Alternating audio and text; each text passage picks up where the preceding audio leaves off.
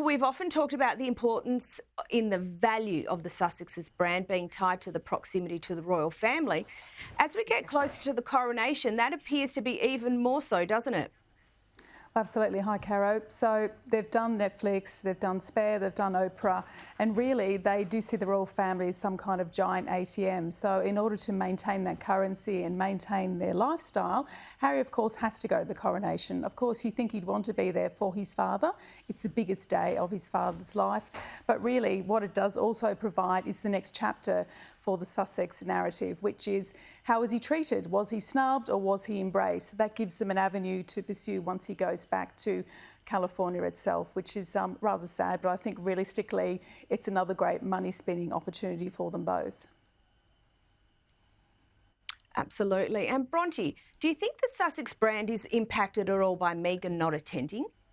I do think it's impacted, but I also think they weighed it up. And the reality is they were facing a very strong likelihood that she may have even been booed when she was there. We saw that happen when the couple were back in England for the Queen's Platinum Jubilee celebrations. And either way, we did say all along it was very likely that at least one of them was going to attend, if not both. So they did have to have at least one of them there representing them because they need that currency, that connection to the royal family. But I do think in the long run, Meghan was in a situation where either side wasn't going to be good for her. They've weighed it up, and in the long run, it's probably better for her to bow out gracefully, so to speak, and not be there just in case there is that negative reaction from the British public.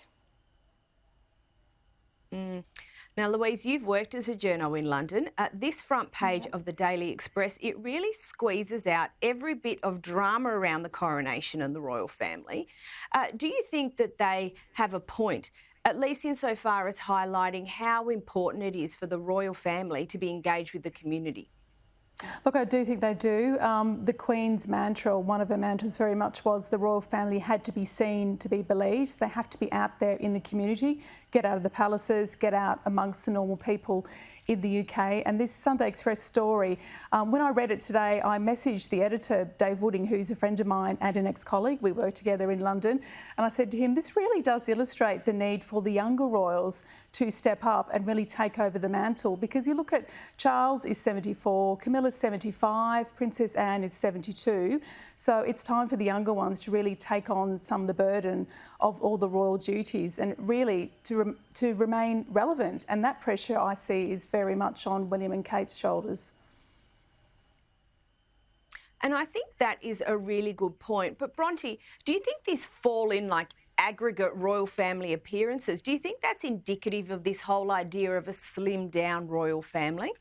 Well, it's been a big 10 years of change for the family. I mean, the Queen and Prince Philip had to step back and slow down in their royal duties in their final years, of course, because they were getting on in age and their health was declining. But also when I saw this, as you mentioned, I straight away thought of William and Kate because when Meghan and Harry stepped back from royal duties quite abruptly a few years back, straight away it kind of fell to them to pick up that slack. And so again, now here we're seeing that, you know, the royals aren't out and about enough. They're getting some criticism for that. And I can just imagine William and Kate seeing that front page and being like, we have 3 kids, more from us.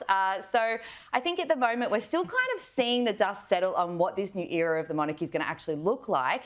I think there's been so much focus on the coronation. I think after that we'll probably get an idea of how all their roles are going to shift. I do think they need to be out and about and really appeal to the younger generation, particularly Gen Z, of course. That's who they've really got to grab. But poor William and Kate, I just think about how much they're already doing, and it does fall to them. It really does. Louise, just before I move on to the next point, I think that's a pretty fair assessment, don't you? Well, yeah, I mean, the younger generations of Brits are the future of the royal family in a way. They're the ones that are going to support the monarchy and not sort of, you know, have some sort of campaign to make the country a republic, which of course will never happen in our lifetime, let's face it. But it's very important that they're reaching all parts of the community, not just the older, die-hard royal fans, as Bronte says. Yeah. And Bronte, back to you. The old Fab Four is no longer, but apparently a new Fab Four may be emerging. What's happening? Well, I absolutely love this. So we've got these really nice images of William, Kate, Zara and Mike Tyndall. So they're obviously cousins, and they're all out and about. They were out and about at the Easter Sunday service with the whole family at St George's Chapel at Windsor Castle. So what it looks like is just that they're having a good time together. What we know is that they actually have a cousins WhatsApp group chat, because Mike Tyndall has already revealed that. And I think that in the absence of Harry and Meghan, there's quite a big hole, probably personally as well as professionally, for William and Kate, and it's really nice that they have other people in the family to lean on who do have an understanding of what they're going through, who are similar in ages.